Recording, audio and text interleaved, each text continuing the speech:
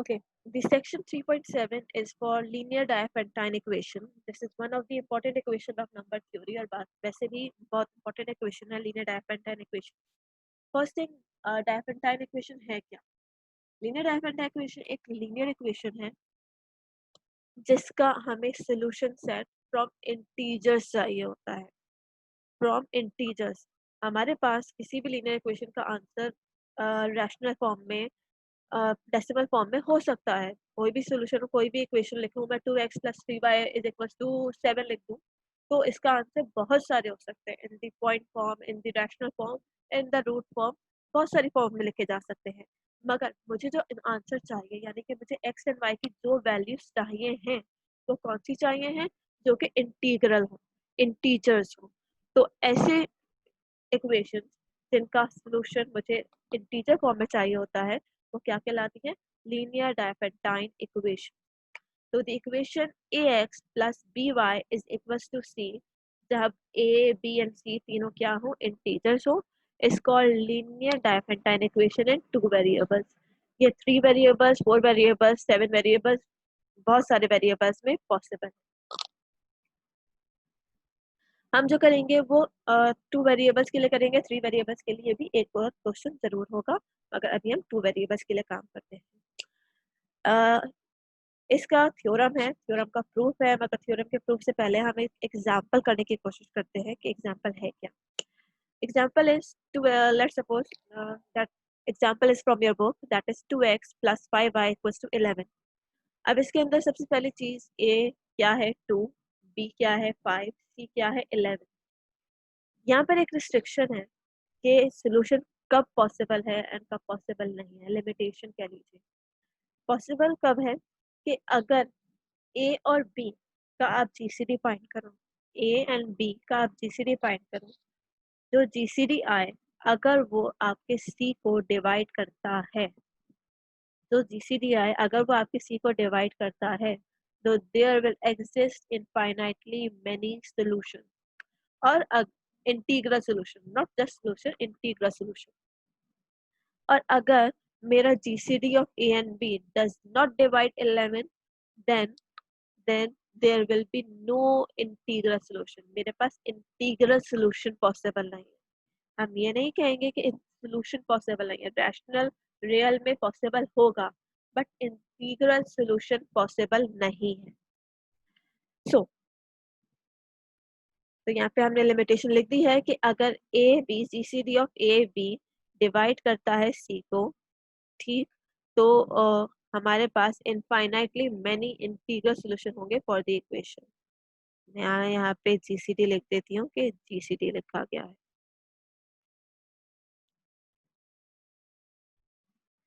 ना अब हमने देखा कि 2 एंड 5 का जीसीडी है क्या? 2 एंड 5 का जीसीडी 1 है. और क्या 1 11 को डिवाइड करता है? जी बिल्कुल करता है. तो वी हैव इंटीग्रल सॉल्यूशन. अब इनफाइनाइटली मैनी सॉल्यूशन के ऊपर अभी हम काम नहीं कर रहे हैं, वो हम थ्योरम के बाद करेंगे मगर पहले हम सॉल्यूशन फाइंड करने की कोशिश करते हैं. अब प्रोसीजर क्या है, करना कैसे है? करना ऐसे है कि आपने यूक्लिडियन एल्गोरिथम को यूज करना है. यूक्लिडियन एल्गोरिथम किस पे अप्लाई करते हैं? हम जीसीडी फाइंड करने के लिए यूक्लिडियन एल्गोरिथम को यूज करते हैं. तो वही करना है. 5 एंड 2 को लेकर चलना है. अब जाहिर सी बात है 5 2 को डिवाइड कर सकता है, 2 5 को डिवाइड नहीं कर सकता. तो मुझे 5 = 2 लिखना है. तो 5 = क्या लिख सकती हूँ? 2 × 2 × 2 × 2 + 1. अब मेरे पास मुझे इस 2 को डिवाइड करना है किससे? 1 से डिवाइड करना है. तो 2 = 1, 2 × 0 + 0. अब ये वाला काम मुझे नहीं लेना. मुझे कौन सा वाला लेना है? मुझे यही लेना है. हम हमेशा कौन सा वाला लेंगे? जो जीसीडी वाली लाइन है. हम हमेशा जीसीडी वाली लाइन से स्टार्ट करेंगे और वो आगे हम सब्स्टिट्यूशन करेंगे. बैक सब्स्टिट्यूशन करनी होती है, यहाँ नहीं करनी.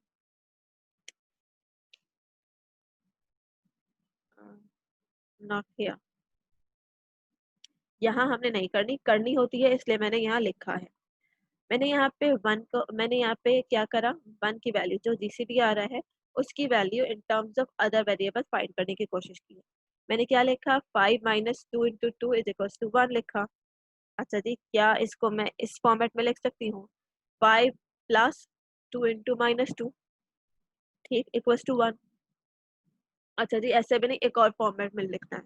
वो क्या फॉर्मेट है? 2 into -2 plus 5 into 1 is equals to 1। ये फॉर्मेट क्यों लिखी है? अगर आप नोट करें, ये वो फॉर्मेट है जो मेरी इक्वेशन की फॉर्मेट है। मैं लिख सकती हूँ दैट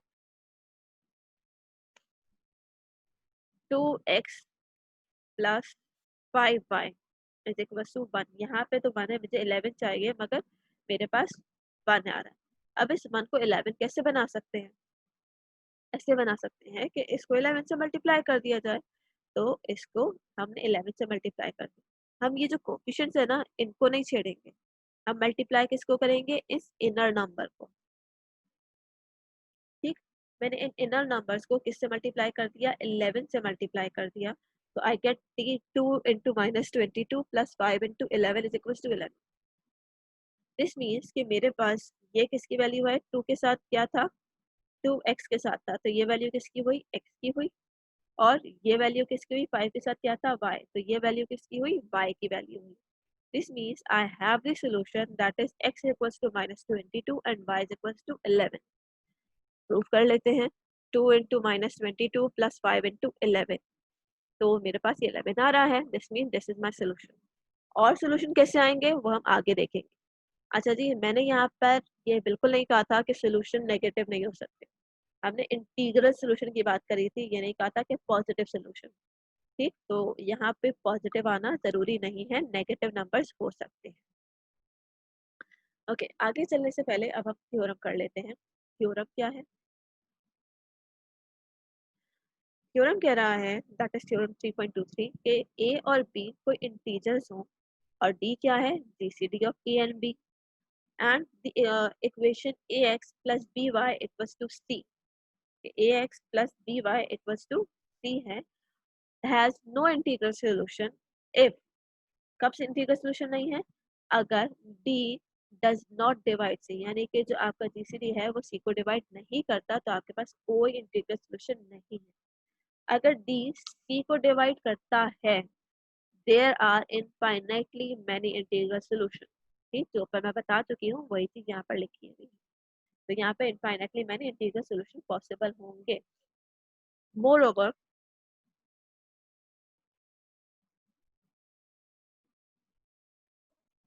ओके, मोर ओवर, अगर मेरे पास x is equal to x naught, यानी कि मुझे एक सोल्यूशन मिल जाए x is equal to x naught हो, y is equal to Y naught, कोई भी पार्टिकुलर सोल्यूशन है इस इक्वेशन का, किसका? लीनियर डायफेंटाइन इक्वेशन का, तो मेरे पास ऑल सोल्यूशन, जो भी सोल्यूशन इसके अलावा मुझे मिलेंगे, वो किस फॉर्मेट के होंगे? वो फॉर्मेट होगी x is equal to x naught plus b over D n, and y is equal to y naught minus a over D n,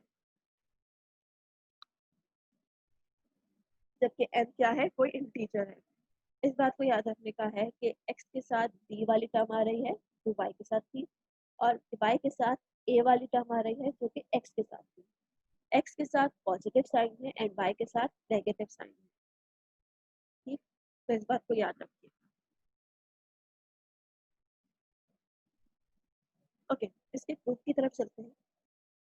इसका प्रूफ कैसे होगा? अब इसके प्रूफ के लिए हमें सबसे पहले अपनी इक्वेशन को ही कंसिडर करना है। हमने a और b को इंटीजर बताना है। हमने क्या कहा कि assume that x and y are integers, कोई इंटीजर्स है, और किस तरह है कि ax plus by equals to c है। अगर then because d divides a, d a को डिवाइड करता है एंड d b को डिवाइड करता है। d क्या था? d मेरे पास था GCD of a and b। अगर d a को भी डिवाइड करता है, d को भी डिवाइड करता है, तो बाय थ्योरम 1.9, 1.9 थ्योरम वो था जो ma प्लस nb वाला थ्योरम था। और अगर d मेरे पास जिससे ma प्लस nb को डिवाइड करता है, तो हमने कहा था कि d जो है वो इनके ma प्लस nb को, d a को डिवाइड करता है, d b को डिवाइड करता है, तो d must divide ma plus nb, और वो ma प्लस nb इस टाइम किस फॉर्मेट में लिखे हुए? ax प्लस by के फॉर्मेट में, जिसको हम c भी कह सकते हैं। तो d को c को भी डिवाइड करना चाहिए लाजमी तौर पे। ठीक, अगर d c को डिवाइड नहीं करता है, तो यहाँ पे कोई सोल्यूशन, इंटीजर सोल्यूशन मुझे नहीं मिल सकता। ठीक, तो ये यहीं पे प्रूफ हो गया। फिर दूसरी चीज मुझे चाहिए कि अब अज्यूम डिवाइड डी सी को डिवाइड करता है। अगर डी सी को डिवाइड करता है तो अकॉर्डिंग टू थ्योरम 3.8 मेरे पास क्या है कि यहाँ पे मेरे पास कोई इंटीजर एस एन टी हो सकते हैं जिसको मैं D is equal to A S plus B T के फॉर्मेट में लिखूँ। अब मैंने यहाँ पे इसको इक्वेशन नंबर 1 कह दिया है। डी को अगर मैं A S plus B T के फॉर्मेट में लिखूँ और डी किसको डिवाइड करता है, सी को डिवाइड करता है, दिस मीन्स कि यहाँ पे कोई एक इंटीजर ई मौजूद हो सकता है। ई ले लें, एफ ले लें, जी ले लें, आपकी मर्जी है। ई इंटीजर ऐसा हो सकता है जब c is equal to d e लिखा जाए या d is equal to c लिखा जाए, ऐसा पॉसिबल है।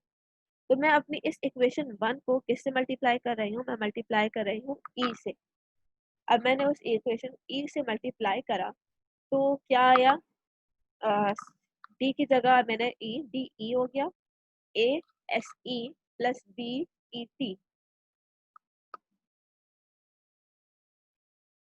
ठीक, a e s plus b e t. अब आप एस ई लिखे ई टी लिखे, आपकी मर्जी है किस तरह लिखना है। एस ई पहले एस ई लिखना है या ई एस लिखना है। अब ये डी किसके इक्वल है, सी के इक्वल है। तो यहाँ पे क्या आया, c is equal to d e. तो यहाँ पे a e s plus b e t, ये मेरे पास क्या आ गए, सोल्यूशंस आ गए। यानी कि ये किसका सोल्यूशन हुआ, एक्स की वैल्यू हुई, और ई टी किसकी वैल्यू हुई, वाई की वैल्यू हुई। क्यों, क्योंकि दोनों इंटीजर्स हैं, इंटीजर्स ही तो चाहिए थे और ये इंटीजर्स मुझे मिल गए हैं। तो मेरे पास सोल्यूशन क्या आया, x is equal to x naught और y is equal to Y naught, और एक्स नॉट की वैल्यू क्या है, e s, and y naught की वैल्यू क्या है, ई टी। तो ये सोल्यूशन आ गए हैं। अच्छा जी, दूसरी चीज प्रूव हो गई।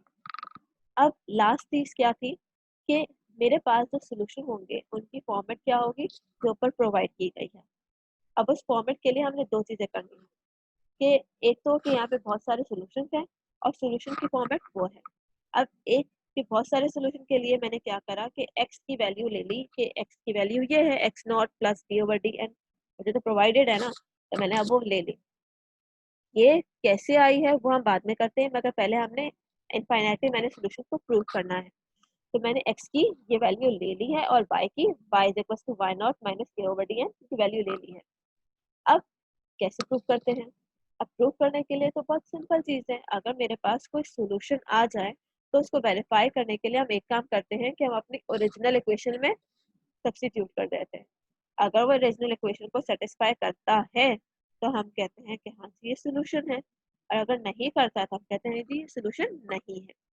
हाँ, हम यहाँ पे एक चीज जरूर नोट करेंगे कि ये किस फॉर्मेट में आएगा कि a x naught plus b y naught, और एक्स नॉट और वाई नॉट मेरे पास सोल्यूशन थे। अब ये जो सोल्यूशन मैंने कंसिडर करे हैं, ये एक्स और वाई की वैल्यू कंसिडर करी है, इसको मैं सब्स्टिट्यूट कर रही हूँ इसमें original equation. A x plus b Y, A x की जगह ये पूरी वैल्यू जो लिखी गई है ये एक्स की वैल्यू है, और बी वाई की जगह जो ये वैल्यू लिखी गई है ये पूरी वाई की वैल्यू है। अब इस ए को मल्टीप्लाई कर रही हूँ इससे, तो ये क्या बना, a x naught plus a B over D n plus b y naught minus b o b a over D n. अगर मैं इनको मल्टीप्लाई करती हूँ तो आप देख सकते हैं A B over D N this one and minus B over D N this one, ये दोनों कैंसिल आउट हो रहे हैं, सेम चीज है। और मेरे पास क्या आया, a x naught plus b y naught equal to 0, और ये बी वाई नॉट आया, और ये किसके इक्वल था, सी के इक्वल था। दिस मीन्स कि ये मेरा सोल्यूशन है। दिस मीन्स कि मेरे पास इस तरह के बहुत सारे सोल्यूशन हो सकते हैं। ये चीज भी प्रूफ हो गई। फिर आ जाते हैं इसकी दूसरी चीज पे कि हमें प्रूव करना है कि जो सारे सोल्यूशन होंगे वो इसी फॉर्म के होंगे जो हमें प्रोवाइड की गई है। इसके लिए हमने क्या करा कि एक्स और वाई इंटीजर्स थे with equation a x plus b y equals to c, इसको मैंने इक्वेशन नंबर 2 कहा। और इसके बाद एक और इक्वेशन थी a x naught plus b y naught equals to c, ये मेरे पास एक और इक्वेशन थी। मैंने यहाँ पर इसको अलग नाम देने के लिए, आप शुरू से नाम दे रहे होंगे तो आप इसको 1 2 के सही से कर लीजिएगा, मैंने यहाँ पे 2 and 3 कर लिया। यहाँ पे मेरे पास ये दोनों solution a x naught plus b y naught is equal to c, ये भी मेरे पास इक्वेशन है क्योंकि ये सोल्यूशन था, और a x plus b y is equal to c ये मेरी ओरिजिनल इक्वेशन है। इन दोनों इक्वेशंस को मैंने क्या करा, सब्ट्रैक्ट करवा दिया। तो क्या बना, a x plus b Y minus a x naught plus b y naught equal to 0। क्यों 0? क्योंकि सी और सी तो कैंसिल आउट हो जाएंगे, वो 0 बना। अब इसको मैंने ओपन करके ए एक साथ और बी एक साथ कर लिए, तो ये a x minus a x naught plus b Y minus B y naught हुआ। ए को कॉमन लेती हूँ तो x minus x naught plus b Y minus Y naught equal to 0 आ गया। यहाँ से मैंने क्या देखा कि इसको मैं किस फॉर्मेट में लिख सकती हूँ, ए एक्स माइनस एक्स नॉट और ये प्लस बी है, वहां जाके क्या हो जाएगा minus B Y minus Y naught. मैं ये नहीं चाह रही थी कि ये जो माइनस है माइनस यहाँ हो, क्या करूं, अंदर ले जाती हूँ। अगर अंदर लेके जाती हूँ तो ये वाला y माइनस में आ जाएगा, ये वाला y प्लस में आ जाएगा, तो प्लस वाले को हम पहले लिख लेते हैं। तो हम क्या लिखेंगे, y naught minus y, x minus x not वही रहा और b y naught minus y आ गया, और इसको मैंने इक्वेशन नंबर 4 कह दिया है। अब मैं क्या कर रही हूँ कि इस इक्वेशन को किससे डिवाइड कर रही हूँ, d से डिवाइड कर रही हूँ, dividing both sides by d। तो ये क्या बन जाएगा, a over d and b over d। अच्छा जी, a ओवर d, d क्या था, d था मेरे पास GCD of A and b. अब यानी कि ए ओवर डी और बी ओवर डी का हमने एक थ्योरम पढ़ा था जिसमें कहा था कि अगर a over d and b over d है और डी इज दी जीसीडी, तो ये हमेशा किसके इक्वल आएगा, 1 के इक्वल ही आएगा। GCD of a over d and b over d is always equal to 1। So यहाँ पे हमने जब डिवाइड करा है तो हमारे पास according to theorem this is equal to 1, और हम यहाँ पे एक लेमा यूज कर रहे हैं, तो लेमा के अकॉर्डिंग मेरे पास ए ओवर डी किसको डिवाइड कर रहा होगा, बी ओवर डी को तो डिवाइड कर नहीं रहा, एक्स माइनस एक्स नॉट को भी नहीं डिवाइड कर रहा, वो किसको डिवाइड करेगा, वाई नॉट माइनस वाई को डिवाइड कर रहा होगा। ठीक, तो यहाँ पे कोई एक इंटीजर एन मौजूद होगा। अगर a over d y naught minus y को डिवाइड कर रहा है तो यहाँ पे कोई ना कोई इंटीजर एन मौजूद होना चाहिए कि जिसको मैं किस फॉर्मेट में लिख सकती हूँ, Y naught minus Y is equals to A over D N. ठीक, अगर ऐसा है तो यहाँ से मैं y की वैल्यू फाइंड कर सकती हूँ, यानी कि y नॉट को दूसरी जगह शिफ्ट करती हूँ तो मुझे किसकी वैल्यू मिल जाएगी, y की वैल्यू मिल जाएगी। और मुझे क्या पता चला, मेरे पास a d y नॉट तो मौजूद है, y नॉट तो मैंने फाइंड करा ही था, तो मैं y की वैल्यू इजीली फाइंड कर सकती हूँ। तो मुझे y की वैल्यू मिल गई y naught minus a over D N, तो हमने वहां से फाइंड कर ली। देखो ये हमने कहीं से लेकर, हम ये वाली चीज को लेकर नहीं चले, हम a x naught plus b y naught को लेकर चले और a x plus b y को लेकर चले। अब ये जो y की वैल्यू आ गई है इसको मैं कहाँ सब्स्टिट्यूट कर सकती हूँ, अपनी इक्वेशन नंबर 4 में, ताकि मुझे किसकी वैल्यू मिल जाए, x की वैल्यू मिल जाए। मैंने क्या करा, इस y की वैल्यू को इक्वेशन नंबर 4 में सब्स्टिट्यूट करा, यानी कि y नॉट माइनस वाई की फॉर्मेट में y की जगह लिखा। तो जब मैंने y की जगह लिखा तो ये देखिए y नॉट माइनस, मैंने ब्रैकेट में लिखा है, ये पूरी चीज को ब्रैकेट में लिखा है, मिस्टेक होने के चांसेस यहाँ होंगे, क्योंकि अगर आप ब्रैकेट के बगैर लिखोगे तो y naught minus Y naught को तो कैंसिल कर दोगे, मगर ये चीज पॉजिटिव नहीं आएगी, ये चीज क्या आ जाएगी, नेगेटिव ही रहेगी। तो ब्रैकेट में लिखिएगा ताकि मल्टीप्लीकेशन सही से हो। तो मेरे पास क्या आया, y naught minus Y naught plus A over D N, तो ये y naught and y naught तो कैंसिल आउट हो गया, जिसको मैं किस फॉर्मेट में लिख सकती हूँ, b a से मल्टीप्लाई होगा तो A B over D N के फॉर्मेट में लिख लिया। अब अगर मैं a से डिवाइड करती हूँ इस पूरी इक्वेशन को तो मेरे पास क्या बचेगा, x minus x not, a और a कैंसिल आउट हो जाएगा, क्या बचेगा, b ओवर डी एन। ठीक, और यहाँ से x की वैल्यू फाइंड कर जा सकती है in the form of x naught plus b over D N की फॉर्म। तो that will be my form, कि हमारे पास जितनी भी फॉर्म्स आएंगी वो सारी के सारे इसी फॉर्म्स की आएंगे, ये प्रूफ हो चुका है। आगे चलते हैं, हम करने जा रहे हैं एक क्वेश्चन। क्वेश्चन हम आपकी बुक से लेंगे, हमें सोल्यूशन फाइंड करना है लीनियर डायफेंटाइन इक्वेशन का। तो क्वेश्चन मेरे पास है 60x plus 18y equals to 97। एक क्वेश्चन हम लोग कर चुके हैं, ये दूसरा लिया है। अब सबसे पहली चीज हमें लिखना है what is a, what is b and what is c। तो a is 60, b is 18 and c is 97। फिर हमने क्या लिया, 60 और 18 का एलसीएम ले लिया, सॉरी एलसीएम ने जीसीडी ले लिया। तो जीसीडी क्या आ रहा है मेरे पास, 6। अब मुझे ये देखना है क्या ये 6 97 को डिवाइड करता है, भाई देखने से तो नहीं लग रहा कि 97 को डिवाइड करता है, तो 97 को ये डिवाइड नहीं करता। जब ये डिवाइड नहीं करता, दिस मीन्स कि यहाँ पे इंटीग्रल सोल्यूशन पॉसिबल नहीं है। तो अगेन यहाँ देख सकते हो मैंने क्या लिखा है, इंटीग्रल सोल्यूशन। हम ये बार कभी नहीं कहेंगे कि यहाँ रियल सोल्यूशन पॉसिबल नहीं है। रियल सोल्यूशन बिल्कुल पॉसिबल होगा, बट इंटीग्रल सोल्यूशन पॉसिबल नहीं है। Let's say another question, that is 25x plus 95y is equals to 970। एक चीज ये चीज इसको इस फॉर्मेट में सॉल्व नहीं करेंगे, क्योंकि मुझे यहाँ एक कॉमन फैक्टर नजर आ रहा है। तो वो कॉमन फैक्टर जो है ना, वो आगे जाके हमारे लिए बहुत कॉम्प्लिकेट कर देगा, तो हम इसको कॉम्प्लिकेशन में नहीं जाना चाहते। तो हम यहाँ क्या करेंगे, हम इसको डिवाइड कर रहे हैं, डिवाइड बाय 5। अगर मैं इसको 5 से डिवाइड करती हूँ तो ये क्या बनेगा, 5x प्लस 95 कैसे आएगा, 5 1 and 19, 19y is equals to, that will be 970 क्या होना चाहिए, 970 डिवाइडेड बाय 5 इज 194। तो ये मेरे पास क्या आ गया, 194। ठीक, तो ये इक्वेशन चेंज हो गई इस फॉर्मेट में।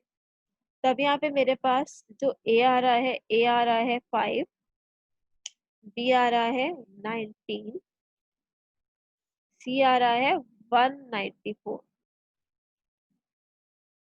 मुझे एलसीएम लेना है किसका, 5, सॉरी जीसीडी लेना है 5 एंड 19 का, जो कि किसके इक्वल है, 1 के। यहाँ पर आप देखेंगे कि जब 1 होगा, 1 के साथ काम करना बहुत आसान होगा। अब फॉर दिस सोल्यूशन मुझे क्या करना है, यूज करना है यूक्लिडियन एल्गोरिथम। ठीक, तो 1 डिवाइड्स 194, ये तो पता ही है, 194 पर डिवाइड करेगा 1, 1 से 194 डिवाइड होगा, तो this means we have integral solution. अब उसके लिए क्या करना है, यूक्लिडियन एल्गोरिथम यूज करना है।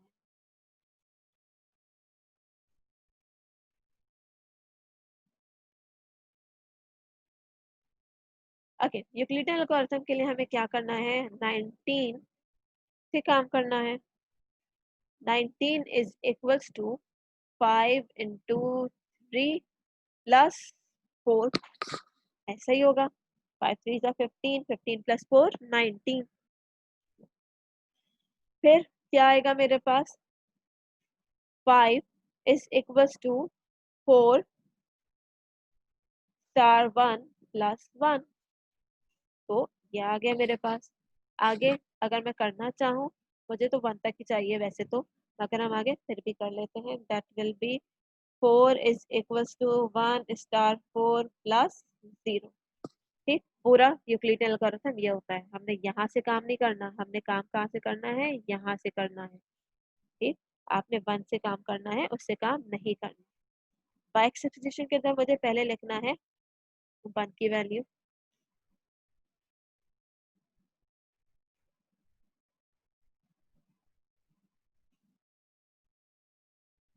तो क्या लिख सकती हूँ, 5 minus 4 equals to 1 and 19 is equals to 5,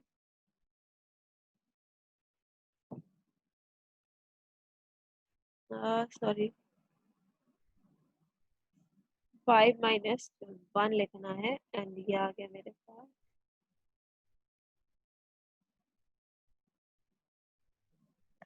So what we get is 1 is equals to 5 star 4 minus 19 and 1 is equals to 5 star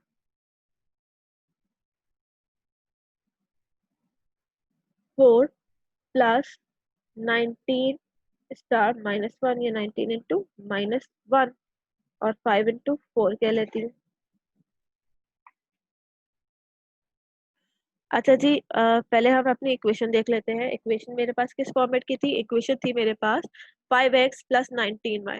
तो मुझे वो वैल्यू मिल गई है इक्वल्स टू 1 की फॉर्मेट में। ठीक, मुझे 1 की फॉर्मेट में ही चाहिए थी ना अभी तो। तो अब मुझे ये वैल्यू तो मिल गई है 1 के फॉर्मेट में। 1 मेरा क्या था? मेरा जीसीसी था। तो अब इसको मल्टीप्लाई कैसे करेंगे? Multiply with 194। 194 कहाँ से आया? जो सी की वैल्यू थी। सी की वैल्यू क्या थी? 194। तो इसलिए हमने इसको 194 से कर दिया है। 194 इज इक्वल्स टू 5 को वैसे ही रहने देंगे। 4 star 194 plus 19 into minus 1 star 194। तो यहाँ पर जो मेरे पास 4 स्टार 194 की वैल्यू आ रही है वो आ रही है 776। यानी कि 194 is equal to 5 into 776 plus 19 into minus 194. So my solution is x is equals to 776। x नहीं, इसको मैं लिखती हूँ x not and y not is equals to minus 194. That will be my first solution. अब जो मेरे पास बाकी solution format होनी है वो कौन सी होनी है? वो सोल्यूशन फॉर्मेट होनी है x is equals to x not, क्या था? x के साथ प्लस साइन है और डिवीजन में क्या है? b, b वाला चीज है क्योंकि वो y के साथ ही b over d n and y क्या है? y नॉट और y के साथ क्या था? नेगेटिव साइन माइनस, इसके साथ a वाला था तो a divided by d n। अब n इज इक्वल टू 0 तो रखना नहीं है तो मैं क्या रखूंगी? n is equal to 1। What I know is what is b? b था मेरे पास 19, a था मेरे पास 5। ठीक, तो अब यहाँ पे मैंने n की वैल्यू 1 रख ली है। मेरे पास x की वैल्यू क्या आएगी? x नॉट था मेरे पास 776 प्लस 19 डिवाइडेड बाय 1 d1 था एंड ये भी क्या है? 1 है। तो और y के लिए अगर करती हूँ तो y है -194 माइनस a था मेरे पास 5 डिवाइडेड बाय 1 और बाहर भी क्या है? 1। तो ये बनता है x is equal to 776 plus 19 and y is equal to -194 minus 5। तो 776 प्लस 19 कितना होता है? 795। x is equal to 795 and y is equal to -199। तो भाई देख लेते हैं ऐसा है भी या नहीं। तो क्या है मेरे पास? 5x plus 19y is equal to 194। तो x की जगह मुझे क्या रखना है? 5 इंटू 795 प्लस 19 इंटू -199 किसके इक्वल है? 194। That means our solution is correct. आपको अगर मैं 2 3 4 सोल्यूशन कह दूं तो आपने n की जगह 1 2 3 सब्स्टिट्यूट करना है एंड सोल्यूशन फाइंड करते रहना है। होप सो कि आपको यहाँ तक सब कुछ समझ आ गया होगा। इसको हम यहीं तक रखते हैं। Thank you.